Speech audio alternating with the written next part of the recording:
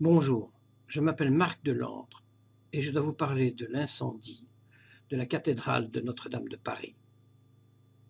Je suis un agent belge en contre-terrorisme de 57 ans et j'appartiens à une organisation qui s'appelle GLADIO, G-L-A-D-I-O. C'est plus exactement une branche de l'OTAN, spécialisée dans les opérations faux drapeau. Les opérations faux drapeau, ce sont des opérations militaires dont on veut faire croire à une origine autre.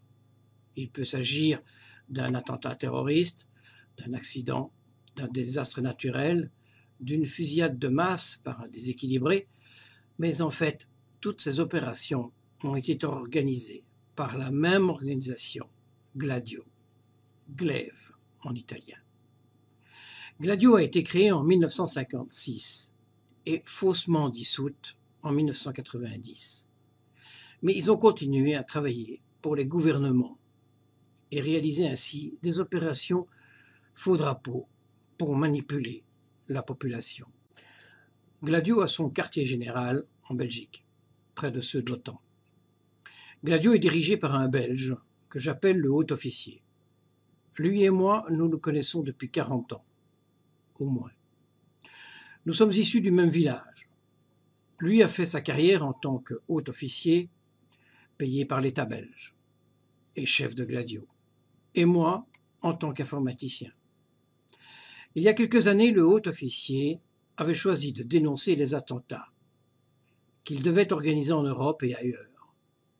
Et pour ce faire, il m'a choisi. Au départ, il prenait les dates, heures et lieux importants de mon existence pour planifier ces attentats. C'est un peu comme s'il prenait la date de mon mariage et l'origine, la ville de mon épouse, pour fixer la prochaine date de l'attentat, d'un attentat. Et ce fut ainsi le cas pour mon premier enfant, mon premier boulot, etc. Ce fut ainsi aussi le cas pour les attentats de 2015 et de 2016, dont Paris et Bruxelles.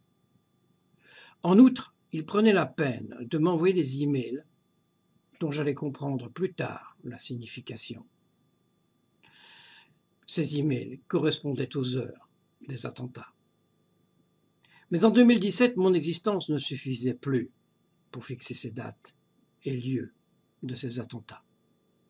Il a donc fait créer un signal sur mon serveur Internet, une sorte de fréquence, et celle-ci suit toutes les actions de GLADIO à travers le monde. C'est sur ce signal qu'ils signent en temps réel toutes leurs opérations. La dernière en date était la fausse attaque de Christchurch, en Nouvelle-Zélande. Christchurch signifie d'ailleurs l'église du Christ.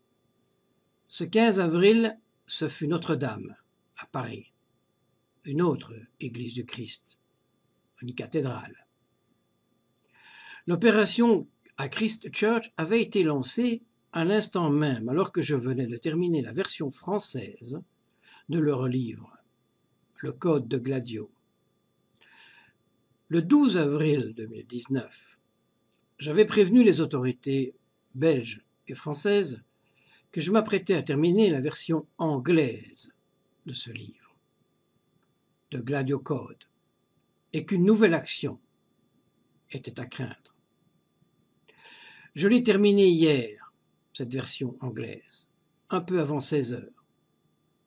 Immédiatement, j'ai vu sur mon serveur Internet que GLADIO lançait une nouvelle opération. Et ce fut Notre-Dame.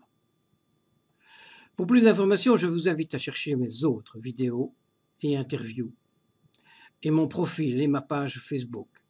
Il y a les deux. Je préviens d'ores et déjà que bien pire arrivera lorsque les deux versions de ce livre, en français et en anglais, seront corrigées et mises en ligne. Une première partie de ces deux versions existe d'ailleurs déjà sur Internet. Voilà, je suis infiniment désolé d'être celui qui se trouve à l'origine de l'incendie de Notre-Dame. sans en être l'auteur, bien sûr. Mais j'avais prévenu. J'essaye d'aviser les autorités depuis plusieurs années. C'est ma mission. Mais elles ne veulent rien faire. Personne ne peut rien contre Gladio, puisque cela appartient à l'OTAN, et que Gladio répond au gouvernement.